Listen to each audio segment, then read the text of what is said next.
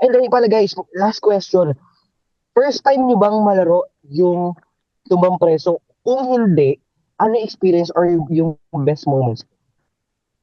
Actually ako hindi. Medyo nahirapan lang ako dun sa game natin kung naaalala nyo. Kasi ang laki ng tsinelas. Ayun. Di ba dun sa, eto guys, quick share lang behind the scene kasi malaki yung tsinelas, di ba? So, ayun yung pambabato ko. Oo. Nakailang take yon kung alam nyo lang, di ba? Nakailang take yon kahit sobrang layo nun, ang hirap talaga tamaan. Kayo guys, first time nyo Ikaw bang ka, Pri? Ako, pangalawang beses ko. Pangalawa yung sa taping. So medyo nahirapan talaga ako. Hindi ko alam kung ano yung rules masyado. Basta sisipain ko lang yung lata, okay na yun. Doon lang ako magaling. Yan.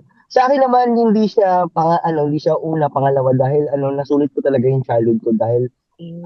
sa mga laking college dyan, guys, ayan, isa rin po ako sa inyo. Lahat po yes, ng larong ayan. pampatas, laro ko na. So, ayan po, mayroon kaming certain or specific na tsinelas na pinangbabato. Pag initsa mo yun, guys, talagang nag-i-slide din nag-i-slide din sa sahig. Ganun Siyempre siya. So, pipiliin mo yung mabigat, di ba? Yung mabigat na tsinelas ay yung pangdiinan mo sa larong kalye. yes. Kasi meron, ano yan guys kung hindi nyo nalalaman, share lang din po namin sa mga nanonood din at sa mga hindi pa nakapanood ng nakakalaro ng tumbang preso. Ano po siya, may tinatawag na burot. So pag burot ka, eh, lagi kang matataya. At the same time, may punishment. So, gaganin mo yung chinelas mo, isuot mo yung chinelas mo, tsaka hampasin ka ng mga kalaban mo, klaro mo, pag natalo ka.